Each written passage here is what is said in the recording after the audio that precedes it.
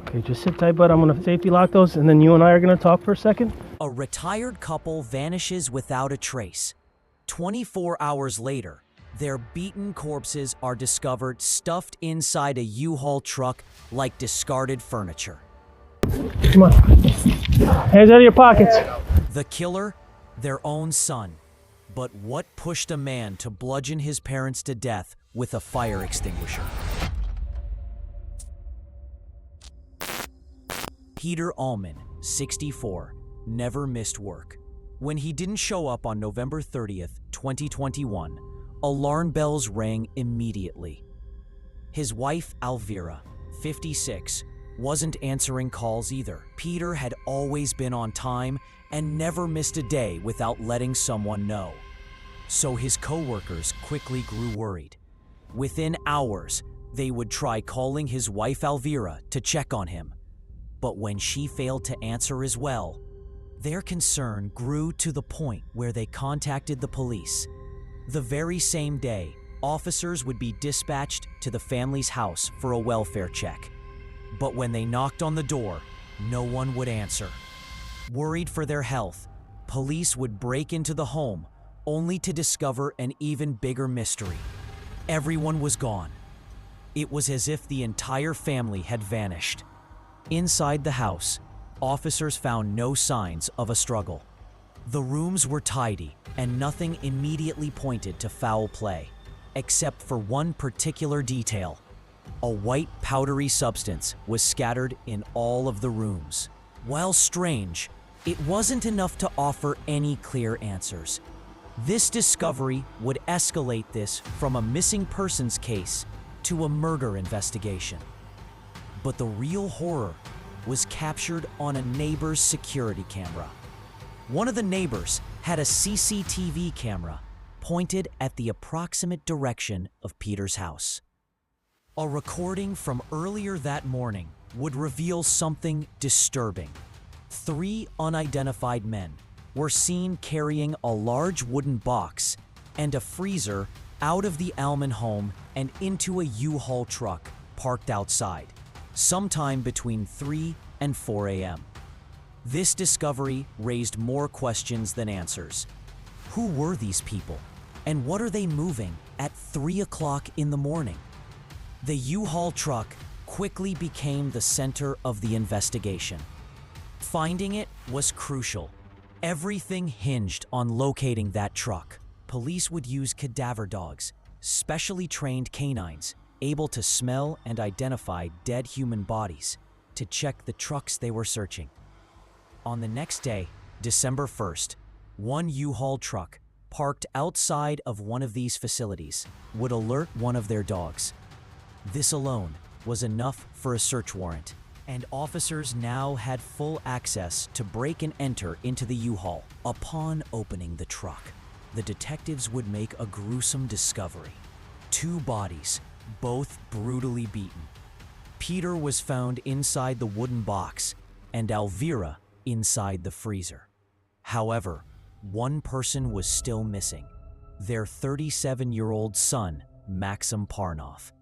With 2 dead parents, their son missing, and an empty house, all officers could do was ask neighbors who might have interacted with Peter or Elvira in their final days.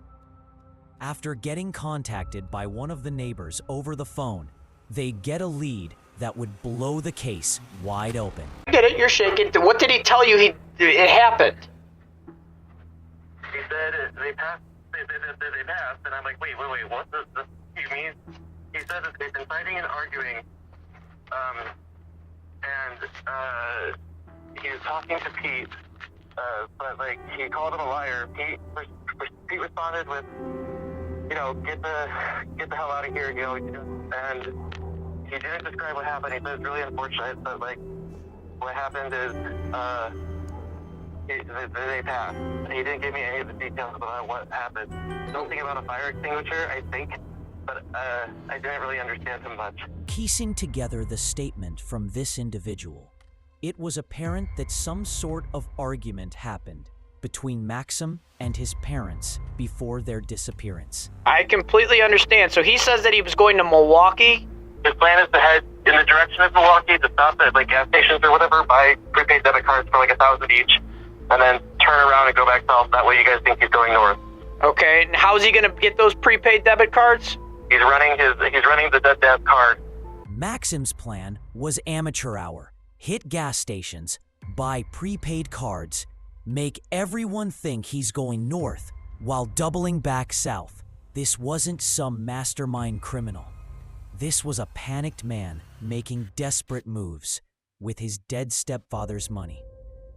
But technology doesn't lie. Using cell tower triangulation, tracking which towers his phone pinged, investigators narrowed his location to a 223-meter radius. We've got his approximate location, but that's still a lot of ground to cover in an urban area. Then came the break they needed. 10-166, be advised, we do have a caller on the line that says that they are Maximum's friend. His name is Andy Helzer. He's 10-4. He says he's with Max? He said that Max is standing on the backside of his house. After 24 hours on the run, spending his dead stepfather's money, and trying to create false leads, Maxim's freedom ended in someone's backyard at 5:45 a.m. Go ahead, turn around, face away from me. You got lethal cover. No.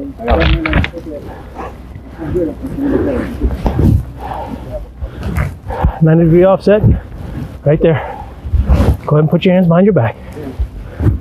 Go ahead, relax. Nothing's gonna happen to you if you don't do anything to me. I know. I'm not gonna do anything. I'm not. He didn't resist, almost like he was relieved it was over. After hours of running, lying, and spending blood money, the weight of what he'd done was finally catching up. But the real bombshell came from Maxim's friend, who received an unexpected visit the night before his arrest. And like he seems off, so I start to pry. Sure. And as we're talking, I'm like, did you upset your parents? Like what did they throw you out? Like what happened? What this witness heard next would chill anyone to the bone. He's like, but I was thinking about like tying them up and like scaring the hell out of them or something. And at this point, I'm like, wait, what? Mm-hmm. And I'm like, you. And he's like, yeah, they're no longer with us. Even after confessing to double murder, Maxim was focused on one thing: money. The very thing that triggered the killings in the first place. He told me several times, he's like, don't worry, no one's tracking me. I don't have my phone with me. I don't have my phone. I'm like, that's not even like the least of my concerns. Like there's somebody who murdered another person in my room. I mean, on his way out, like the last thing he said to me was, he said, like, I just needed somebody to love me. This wasn't a crime of passion. It was the culmination of years of festering resentment and a desperate cry for validation that ended in unthinkable violence. Here's a $5,000 watch. It's a $7,800 watch, and I need someone to help me. Days before the murders, Maxim was desperately trying to sell stolen merchandise, begging strangers to help him dispose of evidence. His mental state was deteriorating rapidly. Killed my dad. She's the reason why my dad died. And then dropping me on the head when I was a baby, she did that on purpose. Poisoning my dog, she did that on purpose. The paranoia ran deep. Maxim blamed his mother Alvira for his biological father's suicide, convinced she was systematically destroying his life. Said he would stay up all night long, he didn't sleep. He said he was bullied a lot as a kid. Yeah, he always wanted to help kids that went through things that he felt like he could connect with. But beneath the surface, darker thoughts were brewing. Rebecca revealed disturbing details about Maxim's mindset. He would say that his mom, but that they were just kind of getting on him about, needing to figure out what he was going to do in his life because he's 36 years old, and he would tell him, well, he's in between jobs, he's trying to figure it out. The whole time he's lived here, he was like in a fog, never really... Living this for my whole entire life with her, when I tried to apologize and try to love her, and she threatens to call the cops on me, which would initially get me sent off to jail for years and years and possibly deported, and I told her that. A traumatized immigrant with no job prospects, mental health issues, and parents who refused to enable his dysfunction anymore. The perfect storm was building. The last thing that he mentioned was there was something about a fire extinguisher. Okay. I could not understand him very well because he was starting to get upset. He was talking about there's something involving a fire extinguisher, and like the dad threw a card and it was like clean it up or something, and then something happened and now they're dead. The argument that triggered everything was likely about money again. Peter had reached his breaking point with his jobless stepson. In that moment of rage, Maxim grabbed the nearest weapon. It looks like he was too nervous and he was in a hurry to things, and I kind of said, what's going on? You know? Maxim tried to cover it up by hiring innocent landscapers to move the furniture, not knowing they were handling corpses.